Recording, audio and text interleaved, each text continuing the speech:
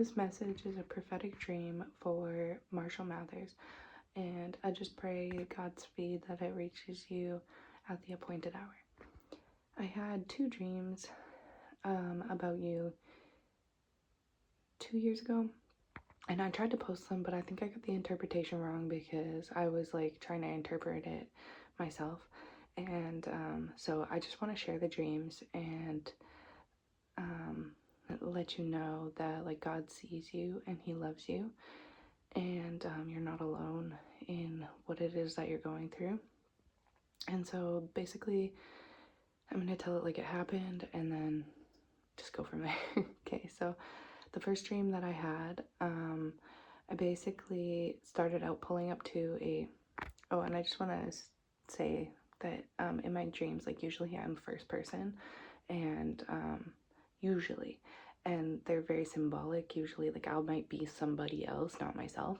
And so with that being said, when something's done to one of us, it's done to all of us, right? Like especially if you're chosen and anointed by God, which I believe that you are. And I'll give my clarifications for that in a moment. But so basically, the first dream, we're pulling up in a black car to like a mansion and there's gravel road, and I walk inside and the man of the house like wants me to make him chili. Somebody tells me that, so I go to the kitchen and I'm like cooking it up, making chili, and then I go to a little pocket bathroom and I look over to the side and there's like a people like decorating these round tables with white tablecloths, and they're like preparing a banquet. And I go into the little pocket bathroom and it's like straight up a scene from like Stan, where he's like looking in the mirror in the bathroom, right? And I come out of the bathroom and then I notice like all of the wood on the like walls is like mahogany for whatever reason. It was giving like Hunger Games vibes anyway. And then I come out of the house, and next thing I know I'm like at an after party. I'm hanging out with like people I think I know. I must have known. I was like cordial and happy and hanging out. And this dude comes up to me and he's like, hey, they're ready for you. And I immediately get excited. I'm like, yes, this is it. This is the deal I've been waiting for. I've been working on this, whatever it is. I think maybe it was an album, but I don't know.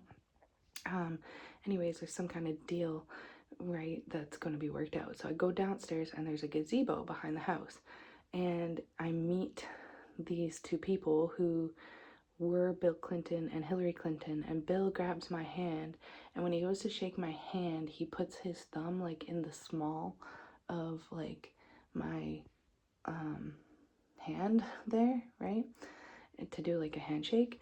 And then basically after that we like have our meeting and we talk about this deal, and they basically say like that we have to have like a three-way to seal this deal, and immediately I reject. I say no. Hillary like walks out, and then Bill like basically tries to grab me, and I like run away, and then I woke up.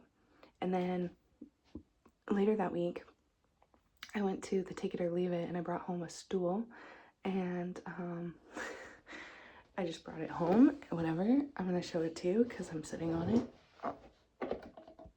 Oh, this is the stool, and my kids knocked it over, and on the bottom it says Stan, and I was like, okay, that's kind of spooky, right? It's a little spooky. So then I'm kind of like praying it through, because I'm like, why am I getting these dreams? Like, what is this about? So I pray to the Lord and I say to him, like, what is this? And he says to me, he told my story, so I'm gonna tell his. And then basically I go into another dream a couple days later, and in this dream I'm in a home with lots of rooms, and I'm a woman this time, and I'm looking into the rooms and everybody is sleeping, and they've got like these like headphones or something on, and they're listening to like CDs or tapes or something. Like it's like a cassette player, CD player type thing. So I don't know which one was being listened to, but everybody's listening to this, and it's giving like MK Ultra kind of vibes, just saying. But anyway, and I basically like start to try and wake everybody up, and I go to the stairs and I notice that like my firstborn has jumped and hit the floor, and I'm met at the top of the stairs by my little brother, who is, his name is Marshall, right? So anyways, I began to realize, okay, like this dream is symbolic of Marshall Mathers. And so he like kind of like dives over this balcony, which reminded me of the song Not Afraid, right? Where he like talks about him tearing down your balcony or whatever. Anyway, thought that was interesting. Okay, so then sorry guys. And then I tried posting it, but I think I got the interpretation wrong. I got a little just like muddled up, and I've like since learned that sometimes prophetic dreams are more for the person receiving them, not just like for me to interpret them, right? So I'm not gonna like really interpret the dream itself, but what I do know is I kept hearing like, I'm running after you. And I really do think that like Jesus is calling you home. Like, and then this is weird, but I seen your like Antichrist like song that came out in 2004. So these dreams happened the year before the Antichrist album dropped, or the track dropped. And it was so weird because in it says, I think they brainwashed me. And I was like, oh no, like what is going on here, right? So then it just, maybe it's a confirmation bias, I don't know, but I hope not.